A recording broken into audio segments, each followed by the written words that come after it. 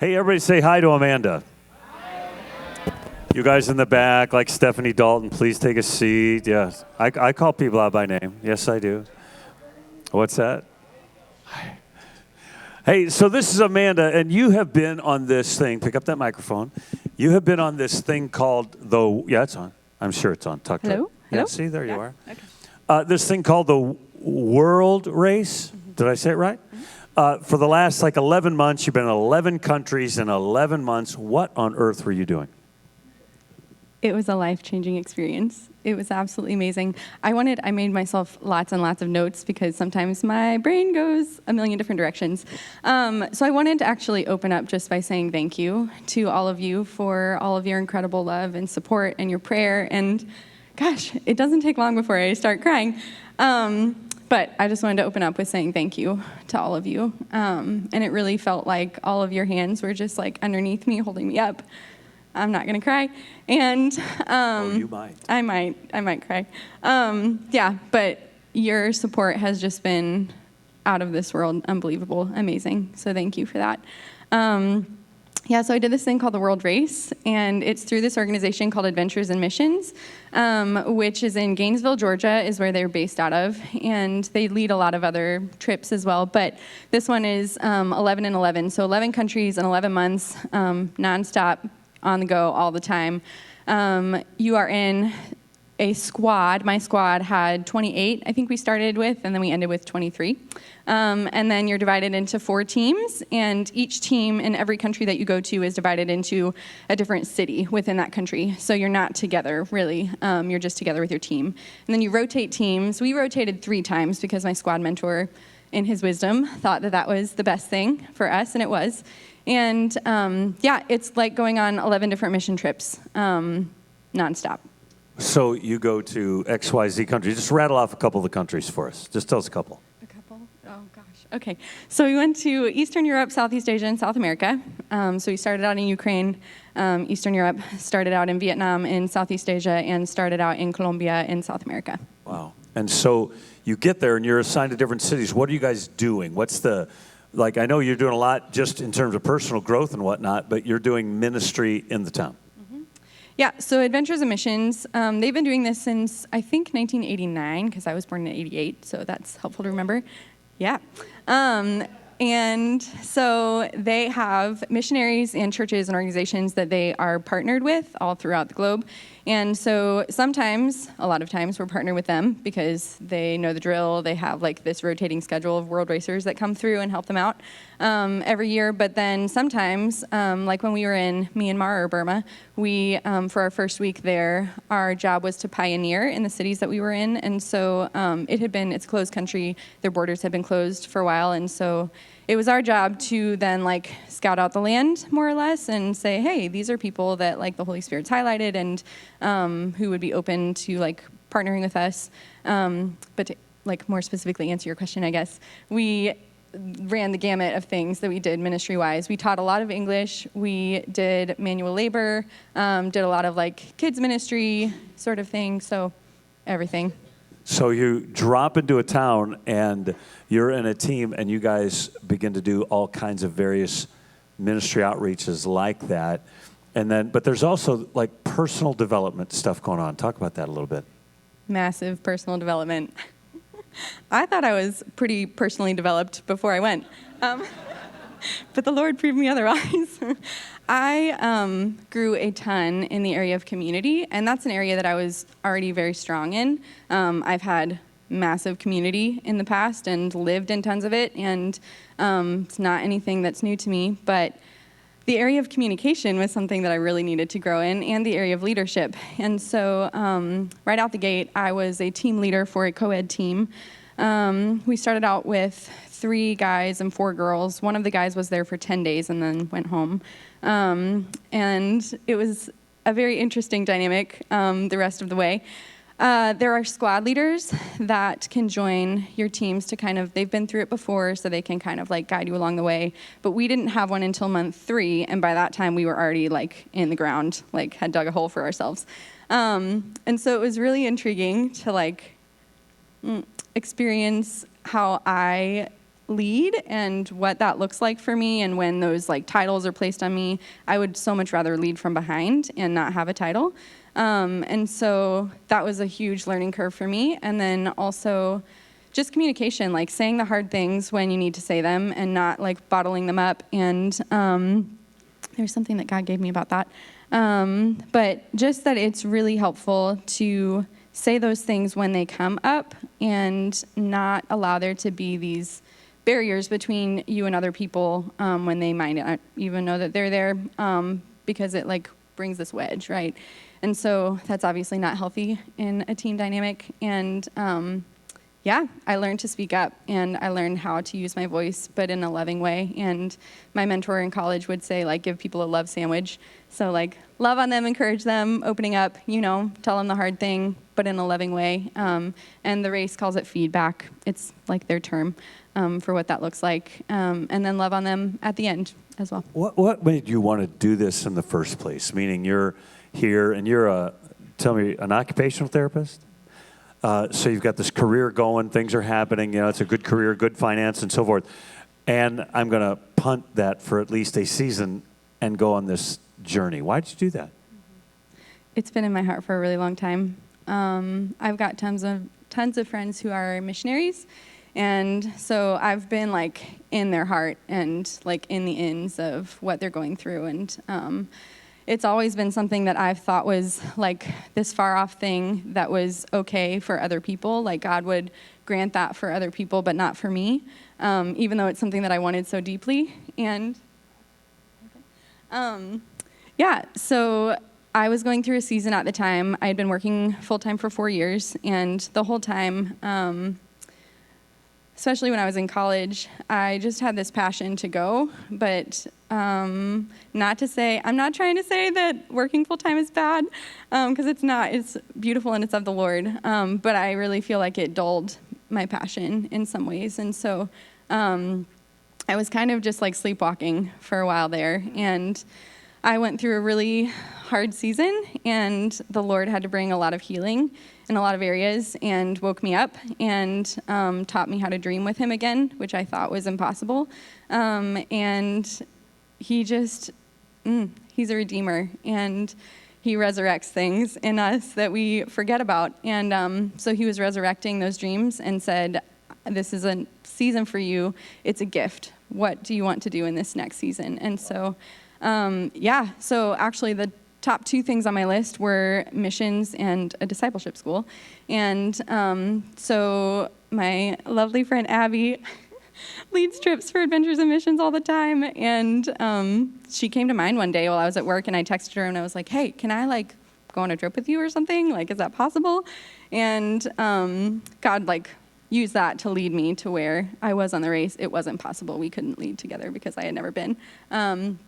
So that is how I ended up with the world race. I just pushed on the door, and God flung it wide open and started providing the people and the resources, and that was that.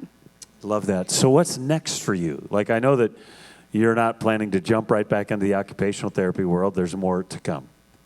Yes.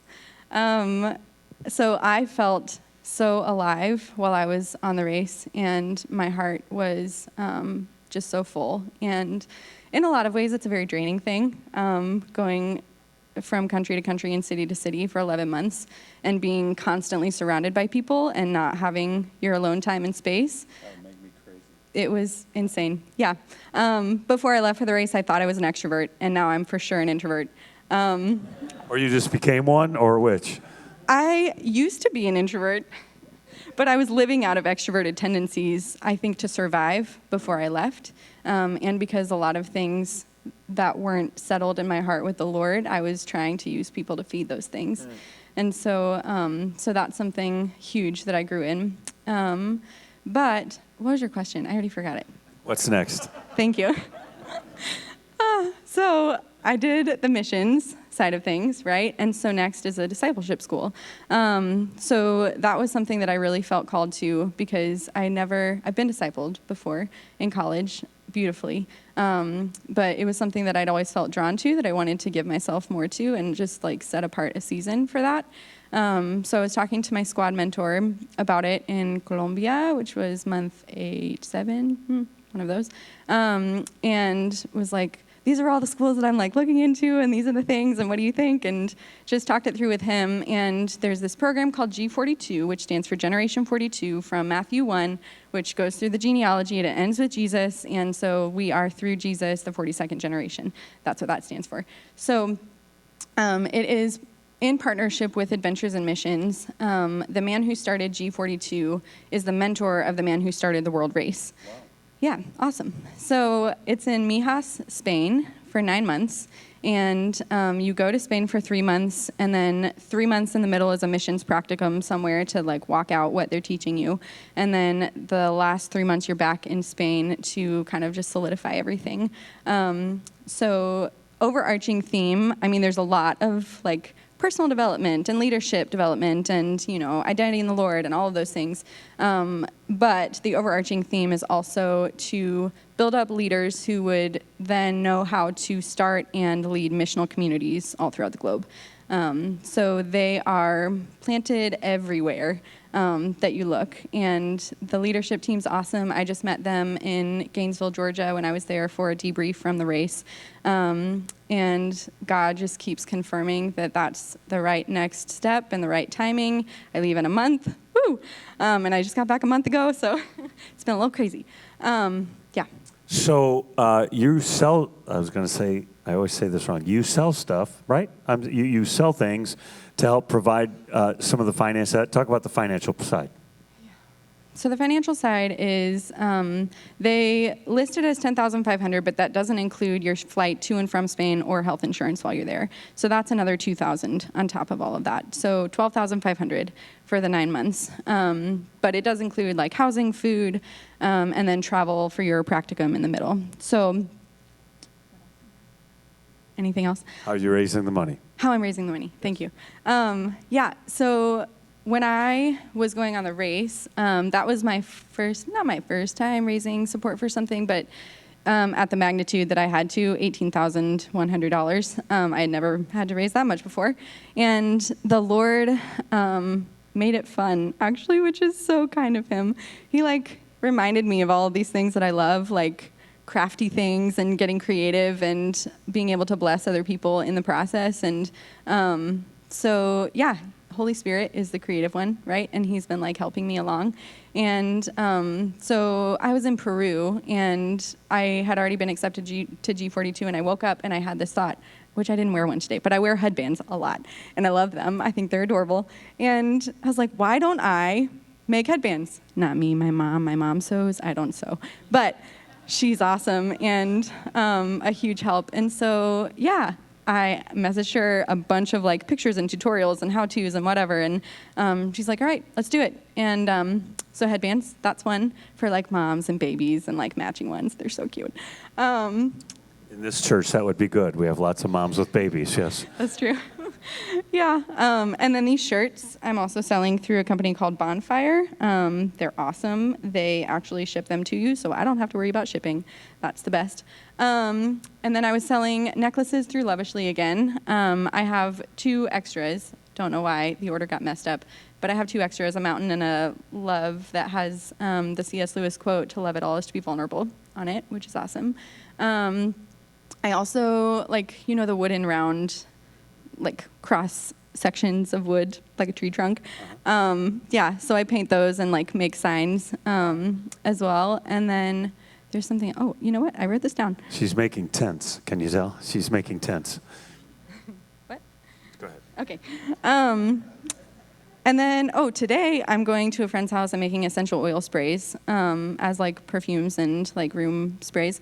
I'm also selling Threads of Hope, which this is awesome. It's an organization, I haven't been very good at selling these, but it's an organization that partners with families in the Philippines to help them get out of trafficking and provide for their families. So they make these bracelets and keychains and bookmarks and lanyards and all the things. So I get a portion of the profit and they get a portion, which is so cool. And then I also bake, love to bake. I can bake things. I think that's it for right now. You don't accept donations, you just sell stuff. I also accept donations. Oh, I wanted to get to that part. So you can buy stuff from her. You can give her money if you'd like. Anything else? Just you want to like wrap up? Did we miss anything?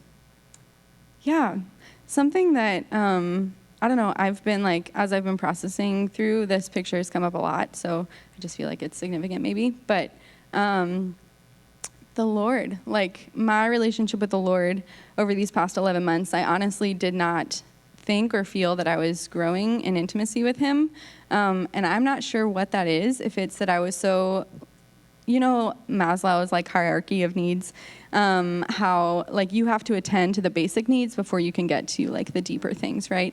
And so I think I was just so overwhelmed and like overstimulated by everything all the time that I really couldn't get to like the deeper things. And when I got home, the Lord provided such an incredible atmosphere for me to just like rest and decompress and be alone and enjoy nature. And actually that is when I learned that I grew a ton in my relationship with Him over these last 11 months. And the picture that He keeps giving me is that before I left for the race, I was living in a house with Him, right? And He was like sitting on this couch love seat thing and like just waiting for me to come sit next to Him. And I was frantically running around the house, trying to serve Him, trying to like go every which way and do every which thing, and stressed out. And I like I don't think I trusted Him enough to sit next to Him, really. And so, but He was just like hanging out here, just like waiting, And so I realized once I got back from the race that I had sat down on the couch next to Him and actually like started snuggling up to Him and actually like started sharing my heart with Him and actually like trusting Him. And I was at rest with Him on the inside. And even though right now I'm like frantically running around all over the place because that's what my life looks like at the moment, I'm at rest on the inside with Him. And I can't tell you how He did that. I actually don't know. But it took 11 months, and somehow that's where I am now. Awesome. That's Amanda. Bless you.